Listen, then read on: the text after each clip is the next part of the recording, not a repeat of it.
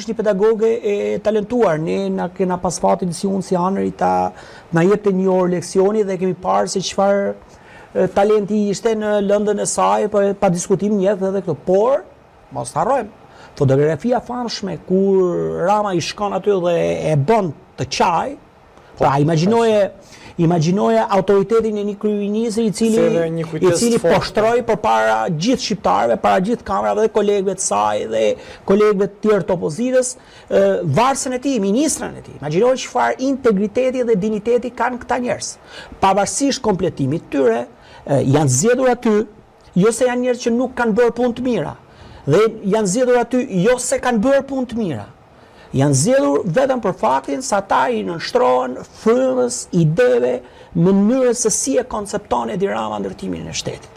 Është Edi Rama pa kërkëndësi se kush është X, Y, atje, është Rama kudo. Këtu është problemi i autokracisë dhe ajo çfarë përbën thelbin më problematik të kësaj shoqërie. Imagjinoni ju ministrin e bujqësisë, i cili mori një emër shumë të ri, ndoshta i shkëputur totalisht nga konjunkturat politike. Do të përballet me oligarkët shqiptarë të cilët i importojnë produktet e shportës ushqimore. Do të përballet. Ky do të mbrojë politikat vendse, bujqit vendës, do mbrojë bujqësinë, zhvillimin e bujqësisë vendse përballë këtyre oligarkëve. Ku e ka guximin ai për të përballur me këta? Të cilët këta oligarkë arrin deri aty sa kanë propozuar ligjin kuvent, duke manipuluar dhe duke blerë deputet për t'i quar flukset të tyre ekonomike drejt bizneseve që kanë ata. Si do të marrë guxi, ku do ta ketë individualitetin ai? Ku këta biznesmen shkojnë hyjnë e dalin në darka dhe dreka me kryeministrin dhe nuk duan t'ia dinë fare se kush është në krye të dikasterit, vetëm e konsiderojnë thjesht si noter të ambicieve të tyre ekonomike. Këtu është problemi. Kjo është demokracia. Demokracia i jep dinitet institucionit. Jo individit, institucionit. Individi që është në krye të institucionit përfaqëson atë institucion, atë dikaster që është ai. Nuk kanë si është Ermali Eldari apo Anëri. Në krye atë institucion dhe ti ke dinitetin për të vepruar në mënyrë krejtësisht brenda ligjeve dhe kornizës ligjore që përfaqëson. Kush e ka atë guxim? Ju do thoni që ka marrë ca emra të ri dhe i ka bërë ende përsëri mish për to për t'i bërë kontingjent për Spakun.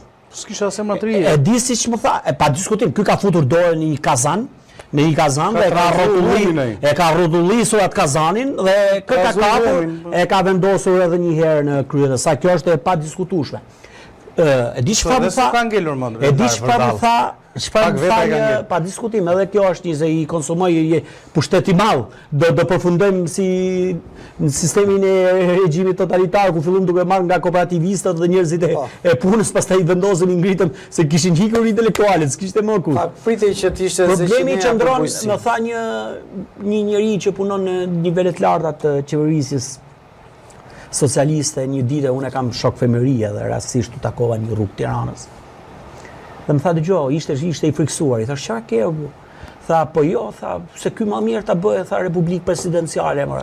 Në fundit tha të gjitha politikat i merr përsipër vetë më zotëri. Po jo, ky udhzon, tjerë firmosin, tjerë të hajnë, ky thot më hangën fiqe rrush pas shpine. Ishte realisht ishte i friksuar dhe në thelb kemi arritur në këtë gjë. Ky merr njerëz të cilët i përkull, nuk kanë as pak integritetin profesional, integritetin personal dhe forcën e karakterit për t'ju kundërpërgjigjur. Dhe po të shohësh i gjithë cikli që ka vendosur dhe gjithë njerëzit që janë strukturuar në pikat kyçe të qeverisjes, janë njerëz të cilët kanë një gjatësi që punojnë me këtë dhe e dyta janë njerëz të ngritur nga ky. Askush nuk është produkt i aftësive individuale të veta. Janë emra thjesht që janë promovuar nga Edi Rama për 12 vitesh tashmë dhe më shumë sepse ai ka qenë disa herë këtu ata kanë qenë drejtues edhe në Bashkinë e Tiranës, pra emra që janë ngritur nga ky, janë burmosur nga ky dhe janë dhënuar nga ky.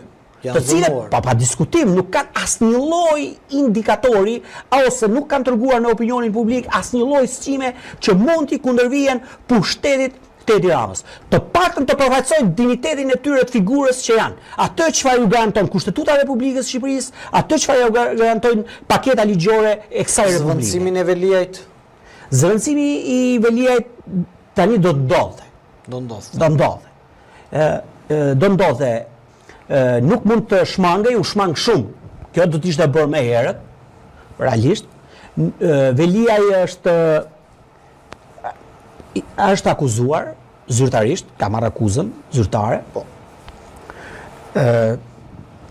Ndodhi tani që ndodhi, mendoj që Erion Veliaj i ka larë hesapet përfundimisht Me PS-n apo me politikën? Politikën. Nuk ka rikthim të Erion Veliaj. Pa ajo çfarë ka ndodhur tek Erion Veliaj është një gjë shumë e shëmtuar, të cilën vjen rasti që ta them këtu, nuk mund të trajtohet subjekti penal, siç ishte në këtë rast Erion Veliaj, të marrësh element nga dosjet hetimore të tij dhe t'i ofrosh media si ushqim, duke denigruar figurën e personit i cili është në hetim. E keni fjalën për ato që dolën për bashortën e tij? Pa diskutim se nuk është puna ta rikthejmë se bëjmë tjetër gjë dhe ne. Jo, thjesht por problemi është kjo është e patolerueshme. Kjo është e patolerueshme sepse pikëpari është prezumimi i pafajësisë dhe deri në momentin kur tjetri është i dënuar me vendim forme sprejer, ti nuk mund ta trajtosh as si hajdut, as si kriminal. Por mund bashkëzohesh tek faktet. Unë e kam parë një pjesë të dosjes atij dhe ai ka shumë episode penale. Ndoshta më shumë edhe se ai Pablo Escobar realisht ka më shumë episode penale. Por kjo nuk do të thotë se janë të fashme, ato duhen vërtetohen.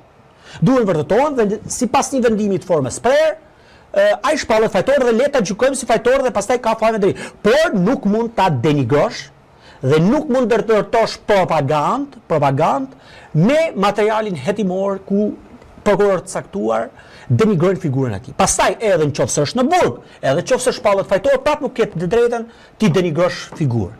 Kjo është e patolerueshme dhe veçanërisht është një mehet shumë e madhe e sistemit të drejtësisë dhe veçanërisht e drejtësisë re. Kjo është ajo çfarë kam për zotin Veliaj. Pesa tjetër, ato çfarë mendoj, zoti Veliaj përfundoi preku dekadencën e vet në formën ashtu siç i erdhi dekadenca. Pra, e gjithë karriera e zotit Veliaj ka qenë një karrierë e krijuar në mënyrë të falur, në mënyrë të pamerituar. Edhe Veliaj thuaj është falur sepse ja është dhënë, ja dhuru karriera, ja është dhuru hapësira publike, ja është dhuru protagonizmin në hapësirën publike. Ai vinte te mjaftë, pa mend kur bënte te mjaftë ato. Është produkti filozofisë dhe i ne gjithë jemi këtu, kemi marrë shkolla komunikimi dhe e dim shumë mirë se si krijohen dhe pse krijohen soft power-et e caktuara, qoftë shoqata, media, analistë, gazetar, janë pjesë e një grupi, pjesë e një entourazhi shumë të madh ose një mekanizmi shumë të madh i cili për arsye të caktuara në një moment caktuar krijon vatra mendimi, vatra rebelimi, krijon flukse kulturore, flukse qytetare që në mënyrë krejtësisht artificiale, sepse nëpërmjet propagandës